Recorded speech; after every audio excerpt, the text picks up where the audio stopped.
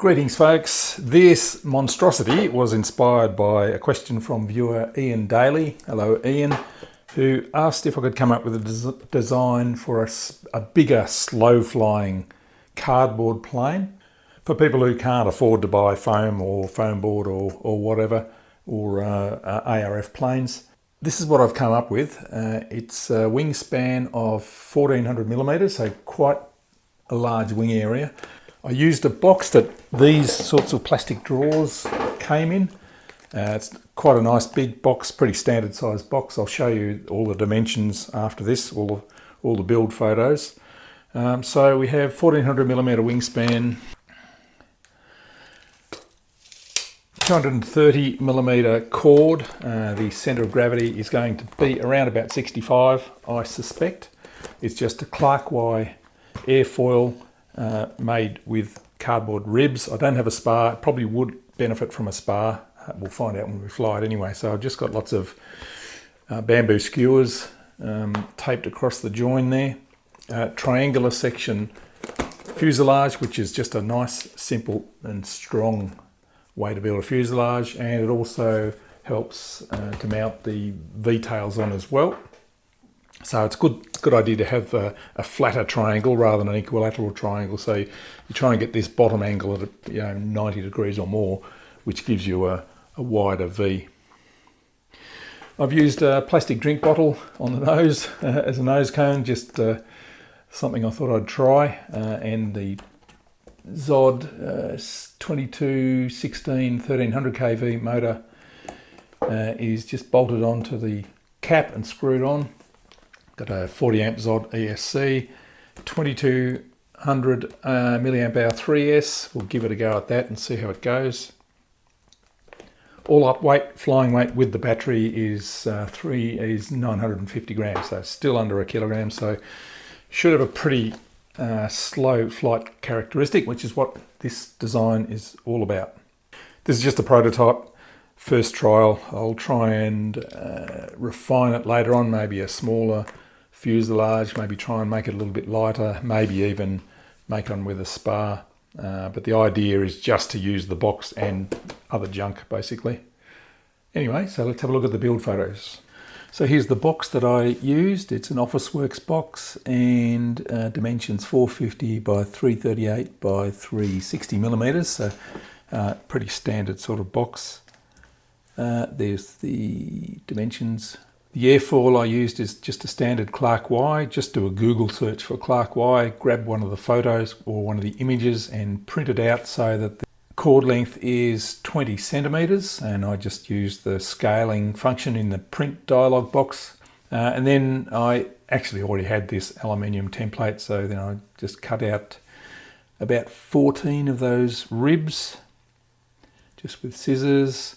So here's the side of the box that I started with, 440 millimeters wide, and I drew a line 210 millimeters from one edge, and that's where I lined up the leading edge of the ribs.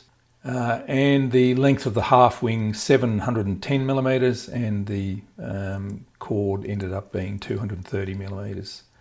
Just used hot glue to glue them on. And to fold it over the top, I used PVA glue because I couldn't put enough hot glue on the top surfaces all over before I folded it over. Now, the first wing I folded it over like that, but then I quickly discovered I really needed sort of joiners or a mock spar in between. The other half I did that to start off with, and that's even better. You really should use a spar in here, so if you can find a carbon fibre arrow shaft or a broken fishing rod or golf club or something like that that you can use, that would make it a lot stronger. But anyway, this is what I've done for this one, just to see if it's going to survive. Now the fuselage triangle, I used 95, 95 and 120 millimeters. Could have gone a little bit less, I think. Maybe not right down to 90, but yeah, to open up that bottom angle a bit. And 20 millimeters of fold over to glue it all together like that. And what you're wanting is to get a wider angle on this bottom The tail fins are at about 90 degrees or more if you can. There's a little fella that came along for the ride. So the tail fins, they were 145 plus 25 fold over, so that's 170 altogether. And I glued a bamboo skewer in there for a bit of support. There it is there, so ended up 140 chord and 350 high with the fold over here and the bamboo skewer glued in the front, and that seems to work very well. And then I glued it onto the bottom of the fuselage like that, all the way down to the bottom, so that gives extra support with the bamboo skewer going all the way down to the bottom. Ailerons cut out 300 long and 40 millimeters deep. Now that gives you a kind of a rough edge, but if you just sort of cover that with tape, which acts as the hinge as well, that holds it together. Hinge tape as well, looks pretty rough, but it works. And the control horn just poked in through a slot and hot glued in there. And then to join the two halves together, as I said, you'd be much better with a spar, carbon fibre spar going through there. But that's kind of not in the spirit of these builds. So I glued the two halves together and then bridged the join with about 4 bamboo skewers, top and bottom. And it seems to be pretty good. Actually, I'll just go back. These joins here, which were the corner on the original box, are a little bit weak. So I've actually put bamboo skewers across them as well and taped the final wing. Tail control surfaces 40 millimeters wide and 280 millimeters deep or long. There's mounting the servos on the tail. Just glued them onto the surface of the tail fins there. You can see how it all goes there. If I was being neat, I could run the wires up through the fuselage and cut a hatch in the top of the fuselage, but for quick and dirty builds I just run it across the top.